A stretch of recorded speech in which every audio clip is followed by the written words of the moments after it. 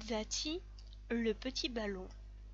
Un dimanche matin, après avoir écouté la messe, deux saints du nom d'Oneto et de Segretario, assis confortablement dans deux fauteuils de cuir noir de type Miller, regardaient en bas, sur la terre, ce que ces sacripants étaient en train de manigancer. « Dis-moi, Segretario, fit Sant'Oneto après un long silence, toi, quand tu étais vivant, est-ce que tu as été quelquefois heureux ?»« Quelle idée !» répondit son ami en souriant. « Mais personne sur terre ne peut être heureux. » En disant cela, il tira de sa poche un paquet de Marlboro. « Une cigarette ?»« Volontiers, merci, » dit Sant'Oneto. « Quoique d'habitude, le matin je ne fume pas, mais aujourd'hui c'est jour de fête. Et pourtant, vois-tu, le bonheur, moi je pense que... » Segretario l'interrompit. « Ah, toi personnellement ça t'est arrivé ?»« À moi, non. Et pourtant je suis convaincu... » « Mais regarde-les donc !»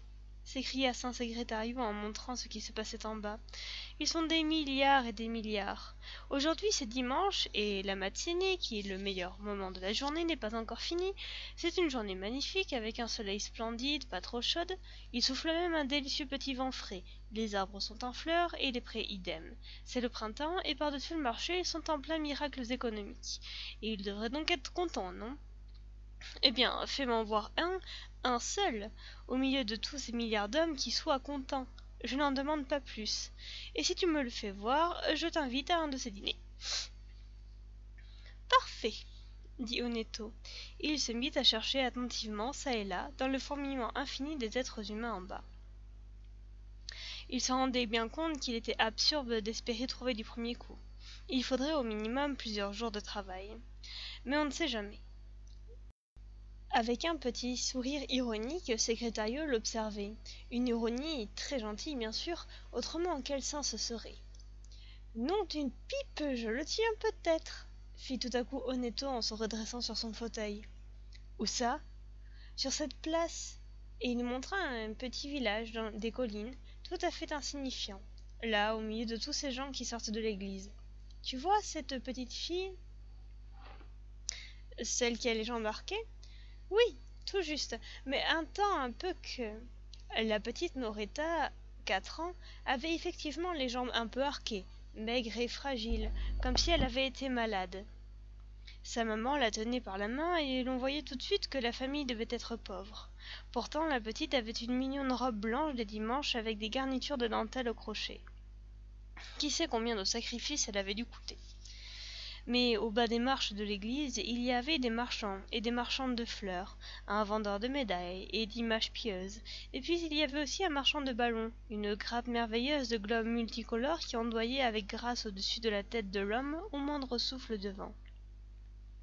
Devant l'homme au ballon, la fillette s'était arrêtée, retenant par la main sa maman, et maintenant, avec un petit sourire de séduction désarmante, elle levait les yeux vers elle, et dans ce regard, il y avait un tel désir, une telle envie, un tel amour, que même les puissances de l'enfer n'auraient pu y résister. Il n'y a que les regards des enfants pour posséder une si terrible puissance, peut-être parce qu'ils sont si petits, faibles et innocents, et puis aussi parce que les regards de certains chiots maltraités. Et c'est justement pour cela que Sant'Oneto, qui s'y connaissait, avait repéré la petite fille, en se tenant le raisonnement suivant. Le désir d'avoir un ballon est tellement irrésistible chez cet enfant que, si Dieu le veut, sa maman la contentera et elle sera inévitablement heureuse, peut-être seulement pour quelques heures, mais enfin elle sera heureuse. Et si cela arrive, comme je le pense, je gagne mon pari avec Segretario. Sant'Oneto pouvait suivre la scène qui se déroulait en dessous sur la place du village, mais il ne pouvait pas entendre ce que la petite disait à sa maman, ni ce que celle-ci lui répondait.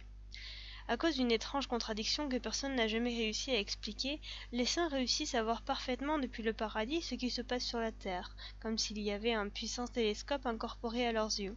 Mais les bruits et les voix de la terre ne parvenaient pas au paradis, excepté quelques rares cas que nous verrons plus tard. Il se peut que cette disposition ait pour raison de protéger le système nerveux des saints du tapage sauvage de la motorisation. La maman voulut y continuer, tirant la main de la petite fille, et en un instant, Oneto eut peur que tout finisse là, suivant l'amère loi de la désillusion si répandue parmi les hommes. car à la terrifiante prière qui était dans les yeux de Noreta, même les armées blindées du monde entier n'auraient pu résister. Mais la misère, elle, aurait pu résister, parce que la misère n'a pas de cœur et ne s'attendrit pas sur le malheur d'une enfant. Heureusement, il voit la petite Noreta se hausser sur la pointe des pieds en fixant toujours les yeux de sa maman, et l'intensité de ses regards implorants augmente encore, si possible. Il voit la maman parler à l'homme au ballon et lui remettre quelques sous. Il voit l'enfant faire un signe du doigt et l'homme détache de la grappe un des plus beaux ballons, bien gonflé et en bonne santé, d'un superbe jaune vif. Noreta maintenant marche à côté de sa maman et continue à contempler, incrédule, le ballon qui avec de gentils bonds la suit en flottant dans l'air, retenu par son fil.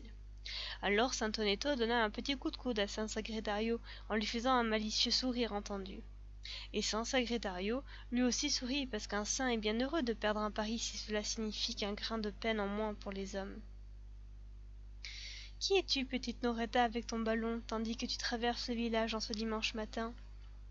Tu es la jeune épousée rayonnante qui sort de l'église, tu es la reine triomphante après la victoire, tu es la divine cantatrice portée en triomphe par la foule en délire, tu es la femme la plus riche et la plus belle du monde, tu es l'amour partagé et heureux, les fleurs, la musique, la lune, les forêts et le soleil, tout ça à la fois parce que un ballonnet de caoutchouc pneumatique t'a rendue heureuse. Et tes pauvres petites jambes ne sont plus malades, elles sont de robustes jambes de jeune athlète qui sort couronnée des Olympiades. Tendant le cou depuis leur fauteuil, les deux saints continuèrent à la regarder. La mère et la fille arrivèrent à leur maison dans un faubourg misérable perché sur la colline. La maman entra dans la maison pour les besognes domestiques. Noreta, avec son ballon, s'assit sur un muret de pierre le long de la ruelle, regardant alternativement le ballon et les gens qui passaient. Elle tenait à ce que le monde la vît et enviât ce merveilleux bonheur. Et, bien que la rue enfermée entre les hautes et sombres bâtisses ne fût jamais touchée par le soleil, le visage de l'enfant, qui en soi n'était pas beau, irradiait tellement qu'il illuminait vivement les maisons d'alentour. Parmi d'autres, un groupe de 3 garçons passa. C'étaient des garnements endurcis, et pourtant eux aussi furent contraints de regarder la petite fille qui leur sourit. Alors l'un d'eux, comme si c'était la chose la plus naturelle du monde, retira la cigarette allumée qu'il avait à la bouche, et du bout toucha le ballon qui fit en explosant, et le fil qui se tenait tout droit en direction du ciel retomba sur la main de Noreta, un petit bout de membrane ratatiné, encore attaché à son extrémité. Sur le moment, elle ne comprit pas ce qui était arrivé, et elle regarda pétrifiée les 3 garnements qui s'enfuyaient en ricanant. Et puis elle se rendit compte que le ballon n'existait plus, l'unique joie de sa vie lui avait été enlevée, à jamais. Son petit visage eut 2 ou 3 curieuses crispations avant de se déformer dans la grimace d'un sanglot désespéré. C'était une douleur démesurée, une chose sauvage et terrible, et il n'y avait pas de remède. Nous avons dit que pour la bonne règle, il ne parvenait jamais dans les suaves jardins du paradis la moindre rumeur de l'humanité. Ni fracas des moteurs, ni sirènes, ni coups de feu, ni hurlements, ni explosions atomiques. Et pourtant, les sanglots de la petite fille y arrivèrent et y résonnèrent d'une façon effroyable, d'un bout à l'autre. Car il est vrai que le paradis est le lieu de la paix éternelle et de la joie, mais jusqu'à un certain point. Comment, justement, les saints pourraient-ils ignorer les souffrances de l'homme ? Ce fut un coup pour les bienheureux occupés à leur vertueuse délectation. Une ombre passa dans son royaume de lumière, et les cœurs se serrèrent. Qui pourrait jamais payer la douleur de cet enfant ? San Sagretario regarda son ami Oneto sans mot dire. « Quelle cochonnerie de monde !» grommela Saint-Oneto, et avec humeur, il jeta violemment la cigarette qu'il venait d'allumer. Celle-ci, en dégringolant vers la terrasse, laissa derrière elle un long sillage bizarre. Et quelqu'un en bas parla de soucoupe volante. Fin.